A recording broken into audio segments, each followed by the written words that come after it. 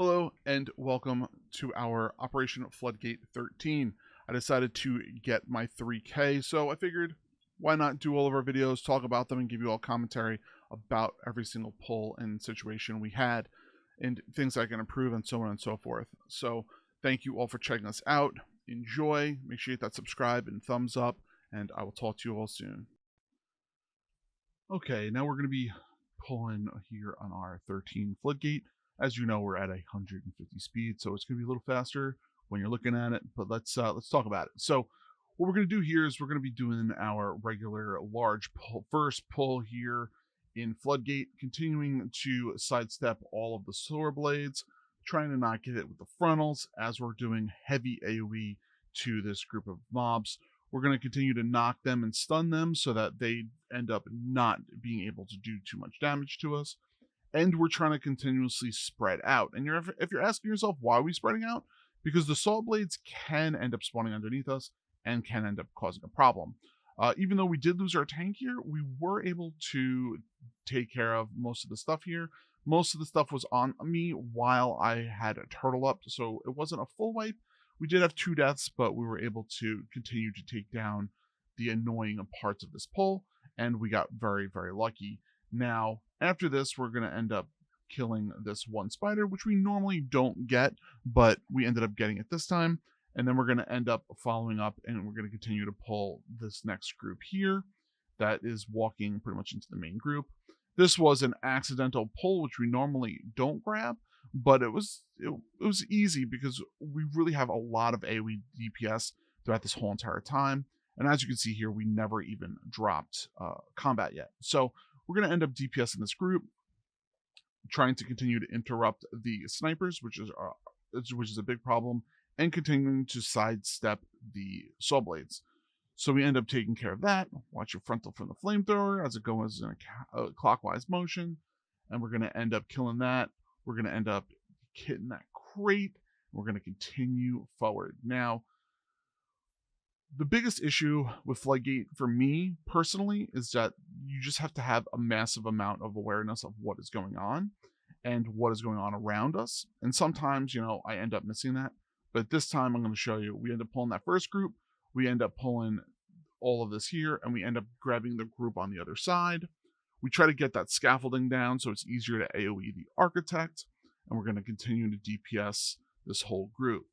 Now, as you can see, I'm just doing my regular rotation of rapid fires, multi-shots, and aim shots to get through all of this.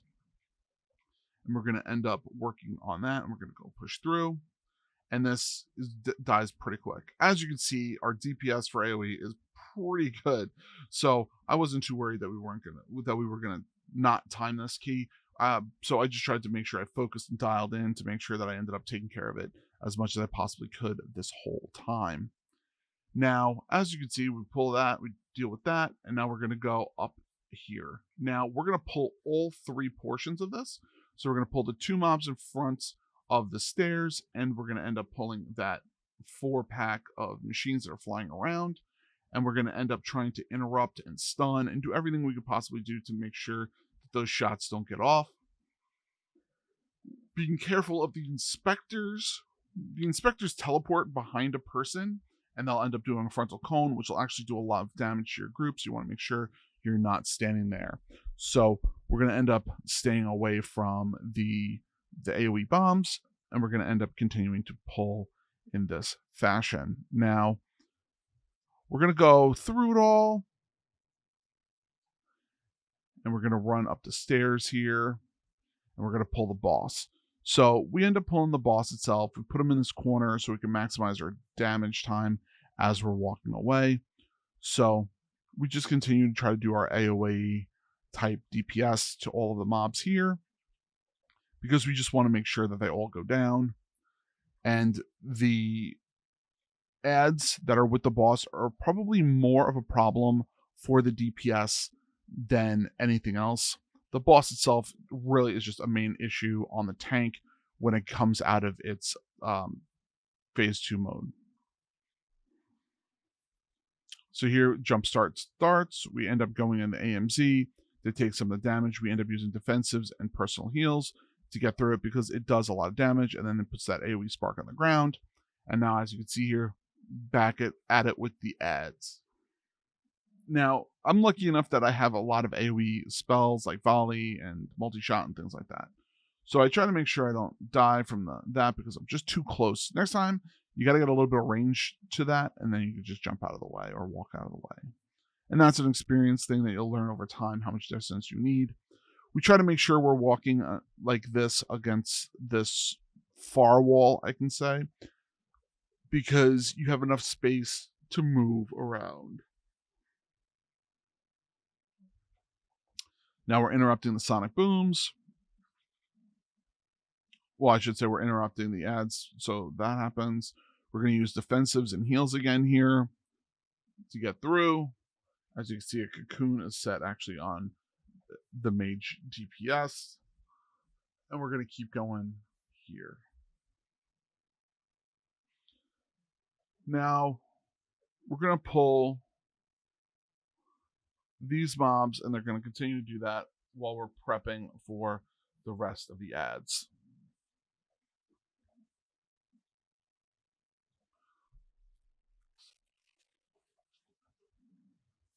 So we're going to pull here. We're going to move from here.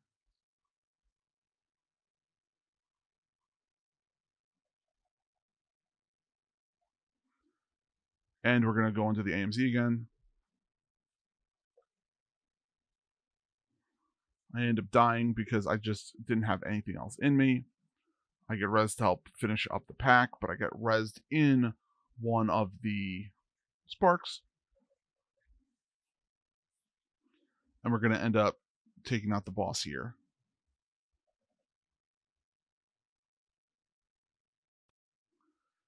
And now from here, we're going to end up pulling the mob here on top. And we're just going to continue to AoE down.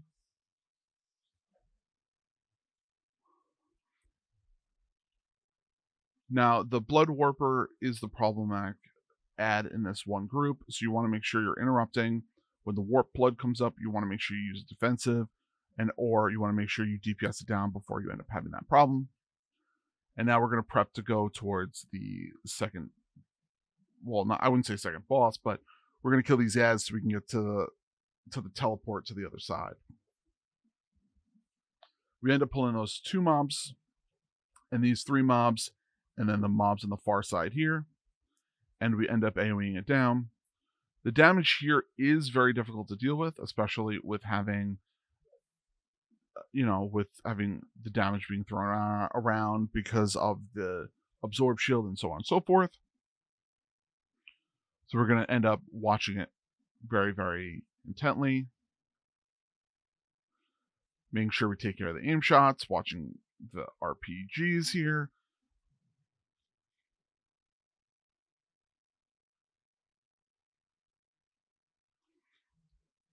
And the hardest part about this is just trying to keep yourself up because of those absorbs.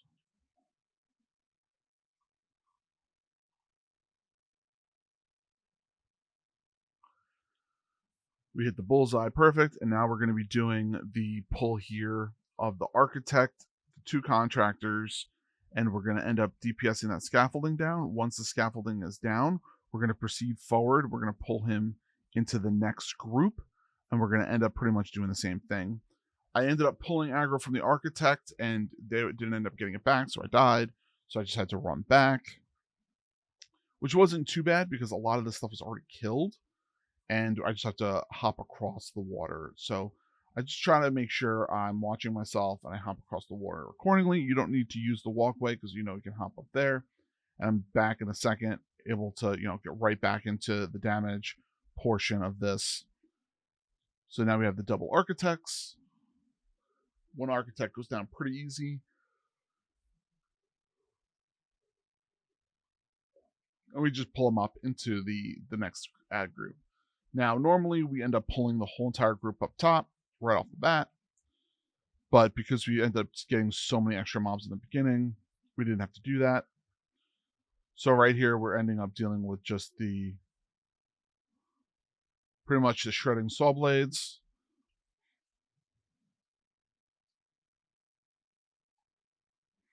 And we were watching out for the frontals because sometimes the frontals do start producing 2 different spots. So we end up walking around the corner there. And we're just continuing to try to keep an eye on where everything is. And we end up moving around the corner.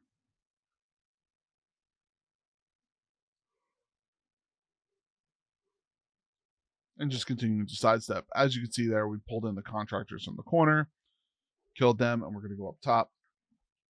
Now, I try to make sure I target the guy that moves around all the time for this boss, because it just makes more sense of having to deal with the singular hard moving boss, so everyone else can just work the melee guy, because it's just going to start turning into problems.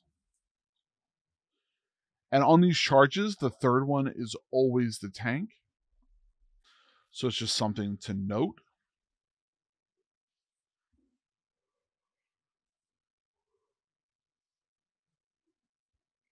Just keeping an eye on the AoEs. You can use the kinetic charges or kinetic explosive gel to take out a bomb if you really need to. And then you got to make sure you're taking out as many as you can. You can get away with 2, but that's a very hard find. As you can see here, we didn't take out the other one, so we just ended up having it explode, and we dealt with it, and we were able to heal through it, thankfully. But now, trying to make sure we get as much as we possibly can with this damage being thrown around. Right now, we don't have any more bombs to deal with, so we're just straight DPSing the boss, which is really, really good in my opinion. Right now is when we end up doing a hard swap over to the second ad, the non-walking one, the stationary ad, and that first ad just dies, and the second one just follows suit. Now we're going to end up going into the cellar area. So we're going to pull all the divers, which a lot of people think is a very dangerous move. But if you're running a paladin, you're going to have bop, so it's not going to be a problem. You're going to always hold aggro. And the other thing is that we have a lot of stuns, so we just start interrupting, stunning, getting through this whole thing, because I know it's the easiest way to do it.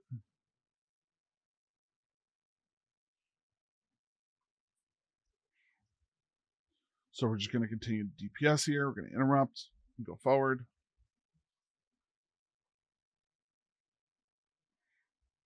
And hopefully we can end up taking them out. And there we do. Now we're going to go after the kelp, which is just annoying, because they just require so much damage and interrupting. They also need to be interrupted or stunned or whatever you can possibly do. So we're doing that.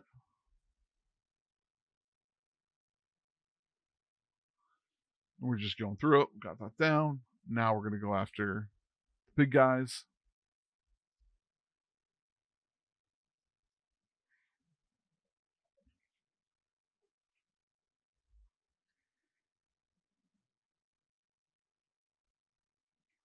So we're going to end up pulling this boss. We're going to have 3 DPS and the tank on the left.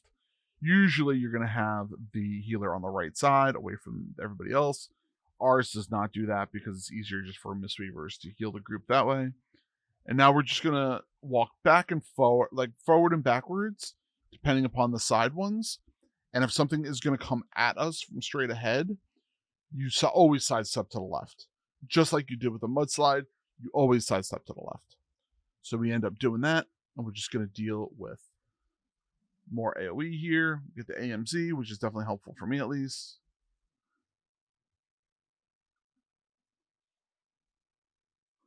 And we're just taking care of that. Mudslide, everyone always kites to the left. The DPS waves, I call them. Those are so easy to just sidestep. It's like I can't even fathom them being actual mechanics as I sit here and get hit by them. So, mudslide.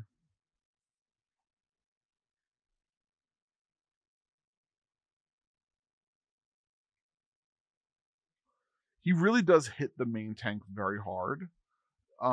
with the Savage Blows, it's something to kind of notice if you are a healer trying to deal with this. So be aware that sometimes the tanks need some help healing, more so here than other bosses also. So it's just you kind of going through the whole process. Watch out at your feet for the bubbles. Make sure you're you're DPSing and kind of just continuing to move with the rest of the group. Mudslides happen, you're always going to the left.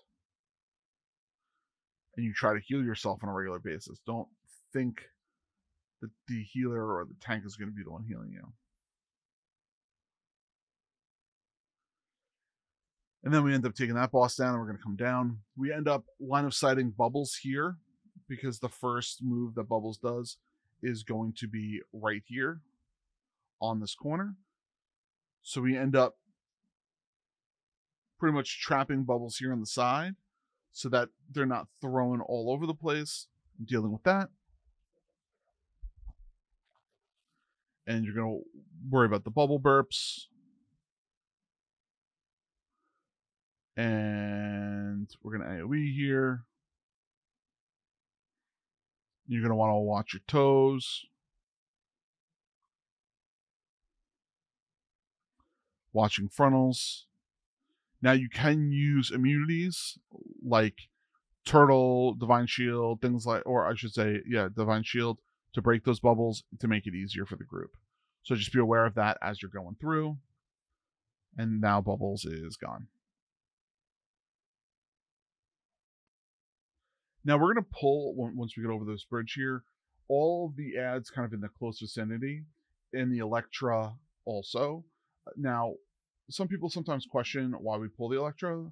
It's because it's just an easy ad to kill in this group, and it's just easy percentage. Now, if you're going to grab the thing that's on the side here on the left, then that's another question, because you have pretty much one of the tankier type classes right outside of it, so you have to be careful.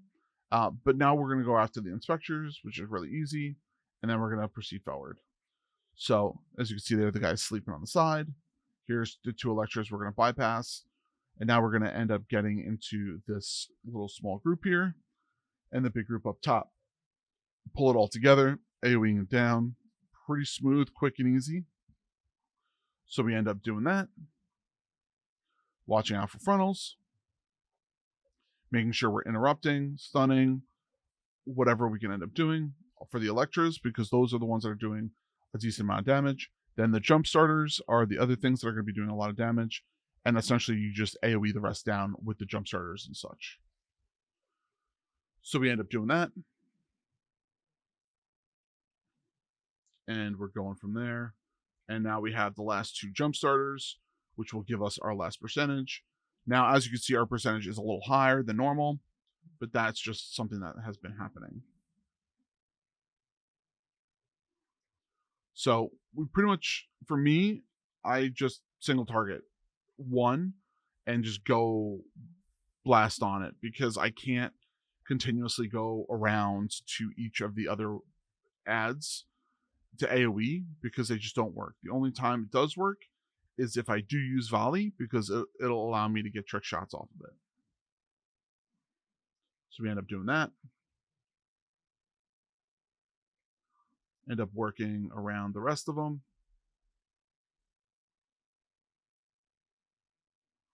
And now we're going to end up going after the boss itself. Now, the biggest thing with this boss that you're going to want to watch out is for the rest of the group. Ignore that comment from Dak. He was just being a smartass. I wasn't actually paying for anything here. So we're going to end up watching where we're standing. We're going to sidestep the first, little attacks there. And now we're going to try to make sure we're placing ourselves in a spot for the leaping sparks so it doesn't cause that much of a problem. We're going to let the leaping sparks hit the puddles. We're going to end up damaging here.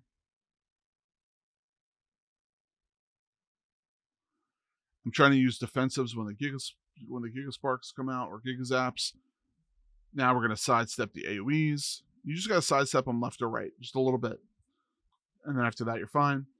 You want to make sure, as you can see here, we got into the AMZ bubble just because it's easier for them to deal with. The gigazaps themselves, you want to make sure you're not around any of the water, because once you start losing water, you start losing a lot of real estate to move around. Another leaping spark, and you just kind of repeat the process. So we're going to end up watching the Thunder Punch. We're trying to move back into that pillar, or I should say that machine, to make sure the punch hits there.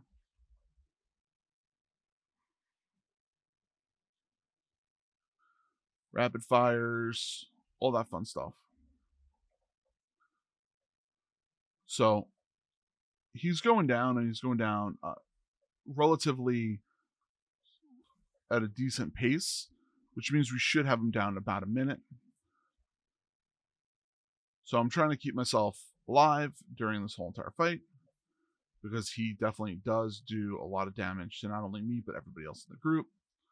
So I'm making sure that the sparks end up hitting the pools.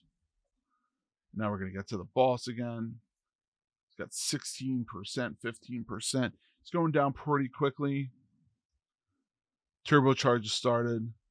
You want to make sure you're sidestepping those just that little bit, so you're not hitting it, but you're maximizing your damages ranged. And then after that, you watch the puddles that are going to fall from the ceiling, and boss dead. Hope you all enjoyed the operation of Floodgate 13. We ended up getting it completed. Just another video done. We're going to be doing this for all of our 12 plus keys, so people can see, learn, and so on and so forth. Really appreciate everyone for checking this out, and you'll be seeing lots more very, very soon. Thank you. Make sure you hit that subscribe, and see you all soon. Thank you. Bye, everybody.